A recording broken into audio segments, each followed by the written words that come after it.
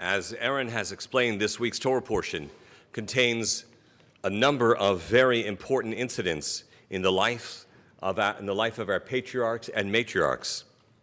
We were introduced to Abraham and Sarah for the very first time just in last week's parashah, last week's Torah reading, and this week the narrative jumps right in and tells us a great deal about them, revealing the kinds of people that they were. For one, Abraham and Sarah learn that they will soon have a son, and we see how important the mitzvah of haknasat orchim, hospitality, welcoming strangers and guests and visitors, is to them, and ultimately a value of the Jewish people. We also know that Abraham argues on behalf of the people of Sodom and Gomorrah and pleads with God that the cities and the inhabitants therein should not be destroyed. There are a number of other episodes which are significant, including the one we read towards the end of the Torah reading this morning, the binding of Isaac, Akedat Yitzchak, as well as earlier Sarah insisting that Hagar, the maidservant, and her son Ishmael be driven away, and there is so much more. And so just as Aaron was saying, gee, what to talk about? There's so much there. Well, with so much rich material to consider, I'd like to focus for the next few minutes not on the characters that we usually discuss, Abraham or Sarah, or for that matter, their son Isaac, but rather on Abraham's nephew, Lot, who I don't think I've ever discussed or even mentioned before in a sermon. I was thinking a lot about Lot because I think a lot of us have a relative like Lot in our families, and we can learn a lot from Abraham about how he deals with him. There, I've just mentioned Lot a whole bunch of times. So when Abraham and Sarah depart and they leave their homeland in Mesopotamia, Lot accompanies his uncle and his aunt on the long journey, along with flocks and sheep.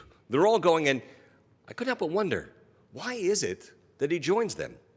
Was it of his own free volition that he decides to go and set out from Haran? After all, he did not have the spiritual epiphany that Abraham had. So what was he hoping to achieve by going with them? Maybe it was because his parents forced him to go. I can just picture them saying, go with your uncle. It'll be good for you. He'll take care of you. You'll learn from him. In certain respects, he is a foil to Abraham in the narrative, showing us the contrast between the two. Because when we compare the way in which Abraham treated the visitors who came to him with the way that Lot treated visitors who came, although he still performed the mitzvah of haknasat orchim, there's no comparison because he is nowhere near as gracious or as generous or as eager a host as Abraham was.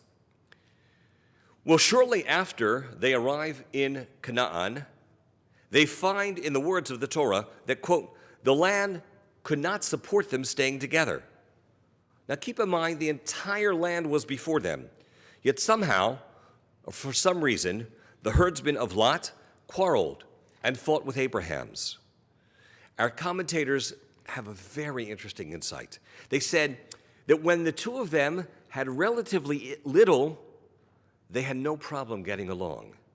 But now that they had achieved some success, some wealth, and reached a level of prosperity, suddenly now the land wasn't big enough for the two of them. Now there was strife and there was tension amongst them.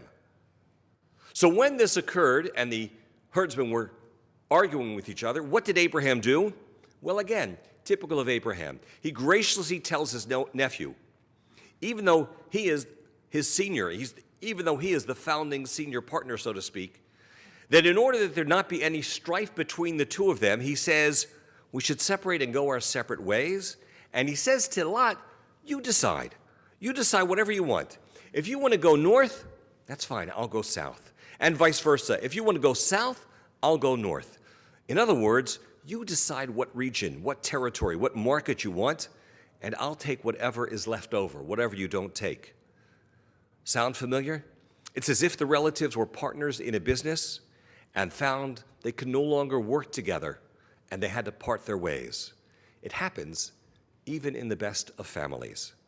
And so Lot looked around. When Abraham said, if you go north, I'll go south, and vice versa, Lot naturally decided to go to the east, the one area he didn't mention. So he looked around, but why did he go there? He went there because he noticed that the plain of Jordan was fertile ground, was the most fertile ground, meaning it would be the best place for him to take his cattle. He wasn't thinking about his uncle, but only about himself. And so, not so surprisingly, Lot winds up in Sodom, the famous Sodom and Gomorrah, even though he must know the nature of the inhabitants, because the Torah tells us that when he decided to go in that direction and go near Sodom, it says, quote, the inhabitants of Sodom were very wicked sinners against the Lord. So even then, it was known.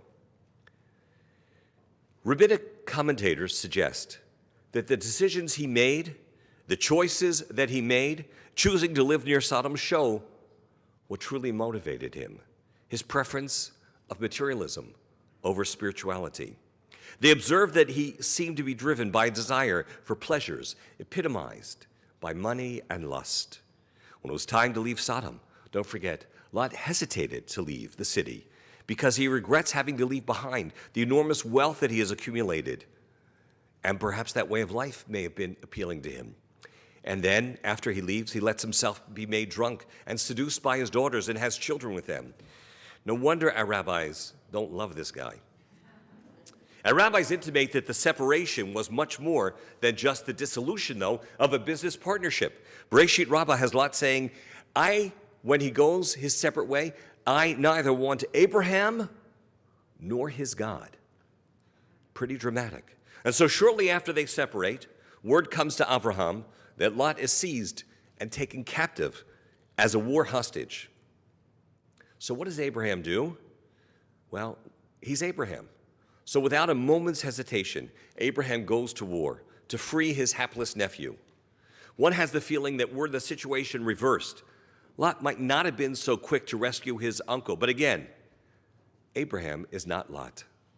Which leads us to the curious appeal by Abraham not to destroy Sodom and Gomorrah. He knows that his nephew was there. Perhaps one of the reasons he spoke so boldly and was willing to stand up to challenge God was because, once again, he was coming to his nephew's defense. But interestingly, when appealing to God, if you read very closely what he says in his argumentation with God, when he asks God to spare the city where his nephew and his family live, surprisingly, Abraham makes no mention whatsoever of Lot. And so naturally it's a question, why not? Why not Lot? So Saadia Gaon explains it's because Lot and his family were among the 10 righteous people that Abraham was referring to when he said, and he asked that the city be spared if 10 righteous people could be found in the city. But Rabbi David Kimchi, Radak, living in the early 13th century, suggests that Abraham believed that Lot by now must have become a wicked person, since he stayed in Sodom for so long. He writes, "V'lo zachar lo Lot shiyatzilenu ki chashav sheyichaleh bichlal harushaim, kevan shenishtakea v'yashav etzlam, v'lo haya lo derech lehinatzel im lo yatsa min ha'ir, gam lo yada im haya tzadik or lamad mema'asehem." Which means he didn't mention Lot to ask for him to be saved because he thought, since he had been there for so long, he had become assimilated into that way of life. He dwelt with them, and perhaps he would be destroyed with the wicked. Abraham couldn't even be sure anymore that Lot was still righteous. Or perhaps he had become overly influenced and learned the ways and realized, therefore, that the only way that Lot could be saved was if he left the city.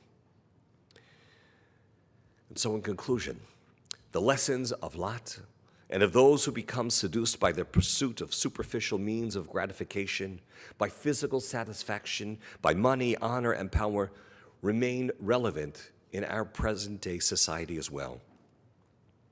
The dangers of assimilation and of having values which are distorted. But even more interesting, even more relevant and informative is to look at Abraham and his approach. Time and time again, even though he knows he has a Chalaria for a nephew, he knows that nephew is still Mishpocha, still family. And so he does what he can to save him when he is in trouble. He does what he can because at the end of the day, he knows the importance of the bonds of family. So too may we take that message to heart, and let us say, Amen.